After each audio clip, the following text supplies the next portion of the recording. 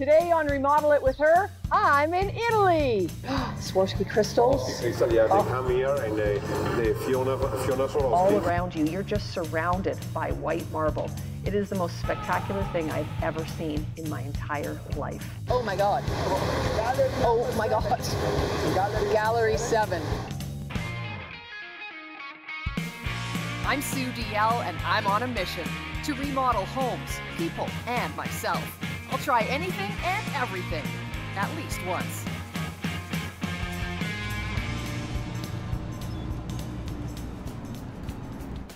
Hi, Dawn. I'm Sue. Hi, nice to meet you. Nice to meet you. How are you? I'm well, and you? I'm very good. I'm here to learn. I understand we're going to talk about stone. We are. And you know, to get a complete lesson in stone, we have to go to a quarry. Oh, well, where do we go for that? We have to go to Italy. Is that why I have this? That's why you have your suitcase. I like how you think. Okay, well, let's go. Okay.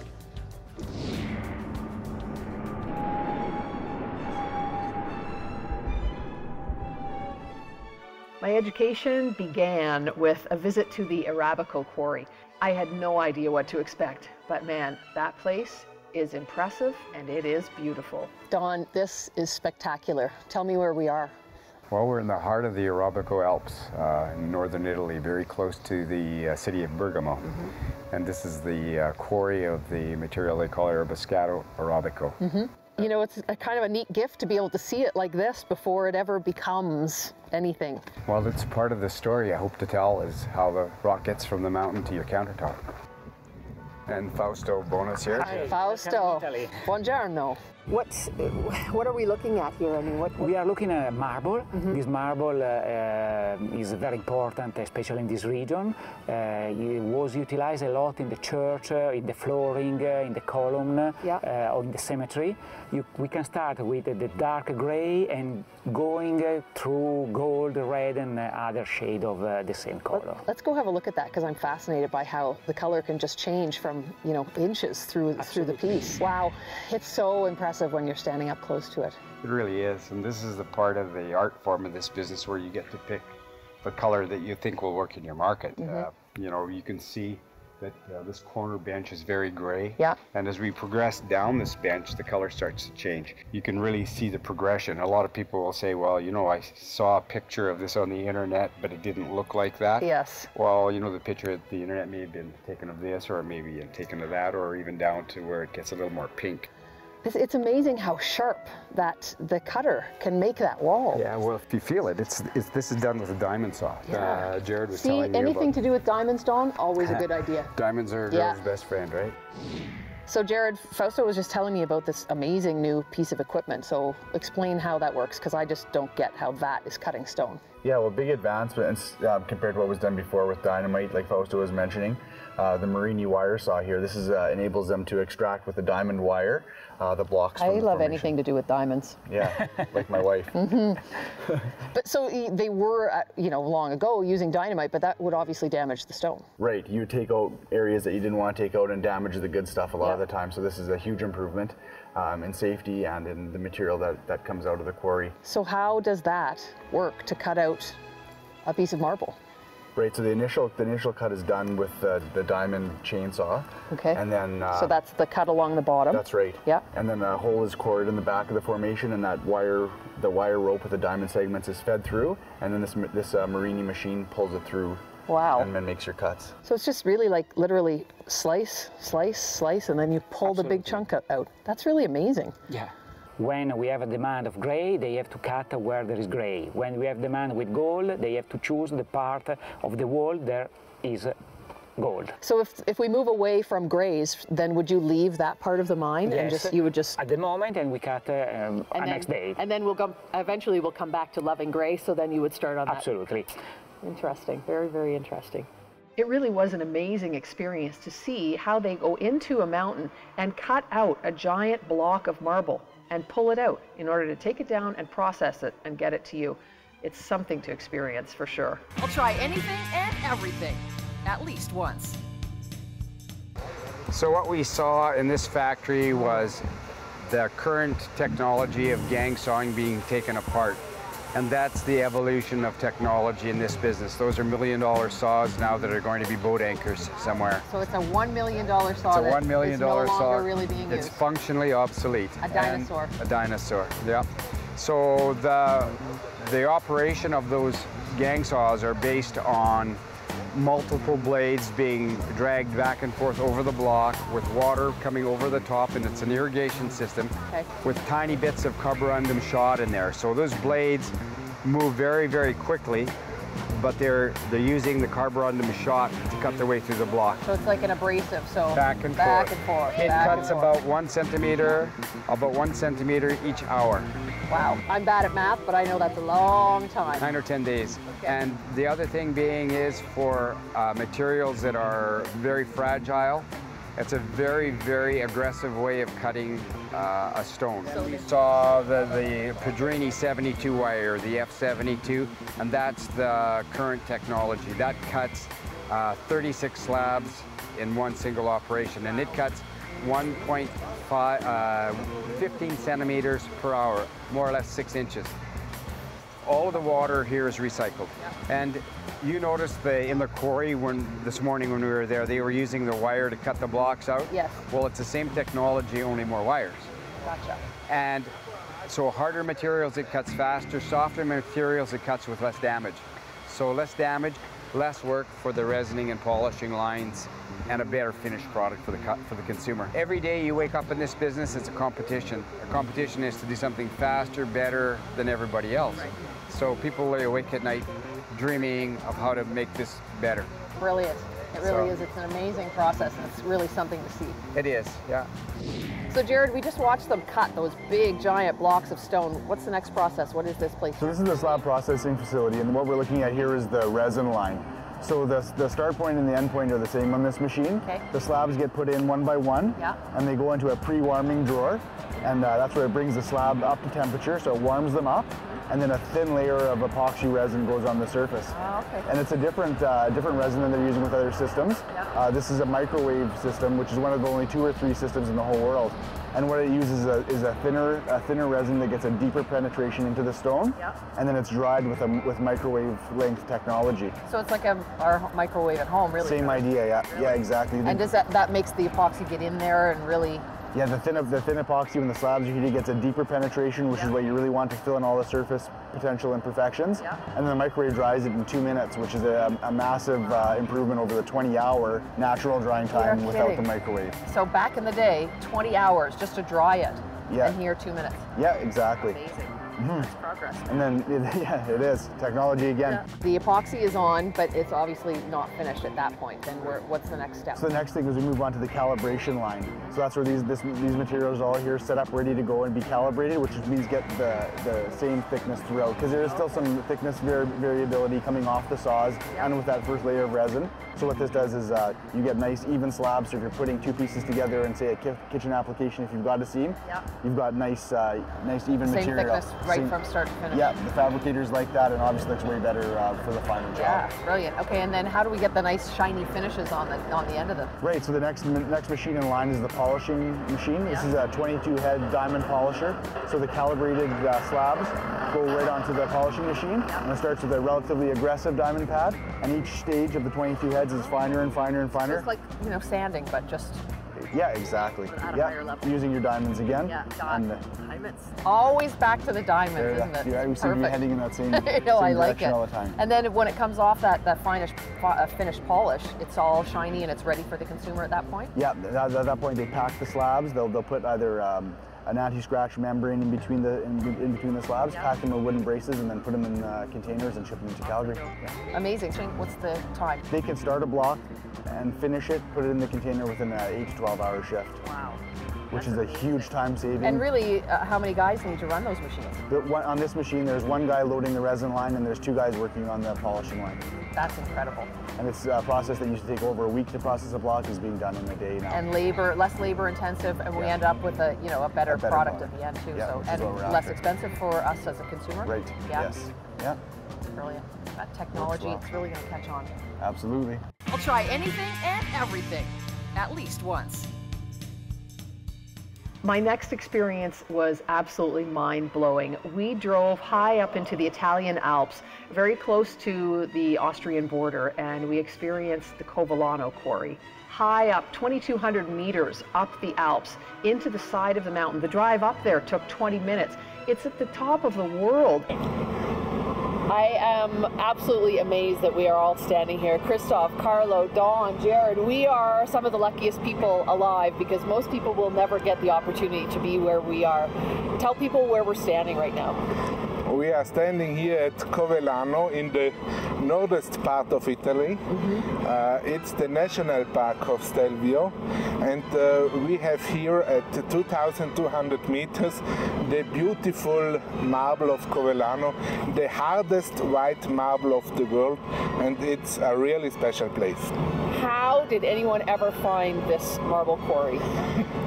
In this marble quarry they are working since the year 1200 and like industry in 1850.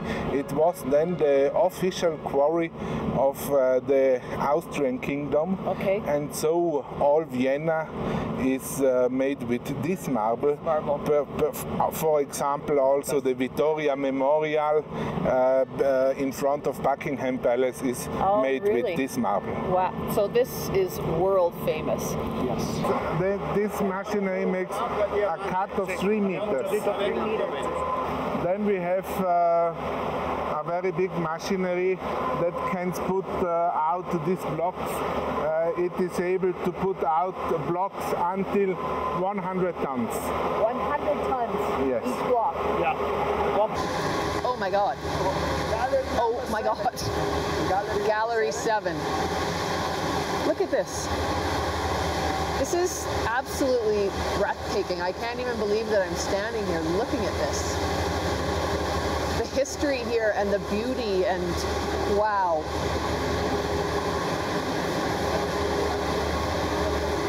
That we're here today is one thing, but that they were mining this hundreds of years ago is, it's awe-inspiring. Look at the ice coming through the back wall. Absolutely amazing. And you see the dark veins coming through the system?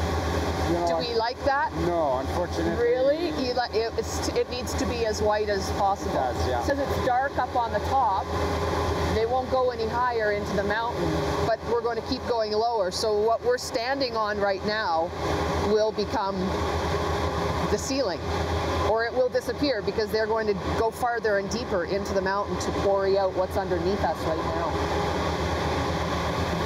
Wow. This we call chain. Is another system to cut. There is the wire diamond that after we can see. This is like the chainsaw, right? Yeah, this does the big cut in. Yeah, and also this one is the wire. And then the diamond wire goes in and cuts at the back to bring the block out. Yes! I've learned something today. This marble is, well, world famous anyway, but it also is the only marble that they're allowed to line every floor of every Gucci store in the world with. This marble right here. You'll walk on it when you walk into a Gucci store to do your shopping. It was really amazing to me to see the entire process that a piece of stone goes through before we ever get it into our house. And who better to show us that than Alberto Antolini, the man himself. I'll try anything and everything, at least once. Alberto, thank you so much for letting us come to see your factory, the Antolini factory.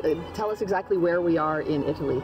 We are in north of Italy, in Verona, in outside the country of Verona, in a little village called Sega di Cavaillon, where is very well known for the stone industry because there's a concentration of stone factory here, and it is basically 20 minutes from Verona downtown. Close also to the Lake of Garda, that is the #1 lake in Italy. It's beautiful. And it's nice, yes. Yes. Each and every stone is, you know, a piece of art, and I agree. Uniqueness, rareness, and exclusive, because any block is different from the next block, and every block for you maybe is nice, for the other one is wow, and for me it's beautiful. So there's no bad blocks. And are you looking for something different than Always something different, always something unique and something beautiful. Because we need to bring emotion in our life. We're going to a direction where everything is automatic, everything is smart and man-made. not man-made. Yes, we need to have nature, going back to the natural, I think, life and with the emotion that they are natural. So what is this? These are actually precious, semi-precious and precious rough that we put it together. We slice and put it together, and then we do the vacuum process, the Antolini vacuum that I spoke to you before. Yes. And we basically we make it like an entire slab that you can do a kitchen, you can do a bathroom, you can do a floor. So you can cut this? You can cut in pieces, like cut in any cut size you want, in any size you customize you want, and you can do anything you want inside, only for internal use. Okay. So something like that, how does that happen? How do you make this? You have to make piece by piece, one by one. One by one, you have to, put together and do the proper job. And we do this job is about 20 feet per month per worker. You're kidding. 20 feet per month. 20 feet per month per worker. Yes. It's a long, long process. The production is limited. We don't do more than 20 slabs per month. No wonder. This is a cooperation that we have with the Swarovski. Swarovski crystals. Swarovski crystal, yeah. They come here, and the Fiona Swarovski, she came here, she loved the precious stone, and she wanted to do something with us, so she created her own design with Swarovski. Very creative, actually, Wow. Fiona. And, Look at the she color. created her own design. That is spectacular. Look at the color, how she does. Oh. Did you notice I carried that out on my back? You can? Okay. You can try. If you're able to, it's yours. Okay. Yeah, if you can carry it, you can keep I it. like this. Well, this is one of the most impressive galleries in all of Italy for onyx products. Onyx. This is all onyx. This is all onyx. Wow. The onyx materials are in high demand because of the possibility to backlight them because they're translucent. Okay, what exactly is onyx? We've seen marble, we've seen granite. This is another world. Typically formed in caves, like stalactites. I don't know if okay, you remember yes. the raindrops. The water evaporates and it leaves the calcium carbonate behind. And the color comes from the trace minerals that are in the water. So they can really be any color. yes. It's whatever Mother Nature has decided that day. Absolutely, absolutely. And if you look at the minute crystals in there, you can see actually the water drop shapes. So Okay. So you know what I've learned in Italy so far? tell me. Every area makes fantastic tiramisu. Yes, The wine, well, you can't go wrong with the wine. no bad wine in Italy. And the stone here it's really second to none, isn't it? It's the center of the universe for stoneworkers. Really, Italian people have a passion for stone that's second to none. And you've seen many variations and many interpretations of manufacturing, but at the core of it is love and passion for stone.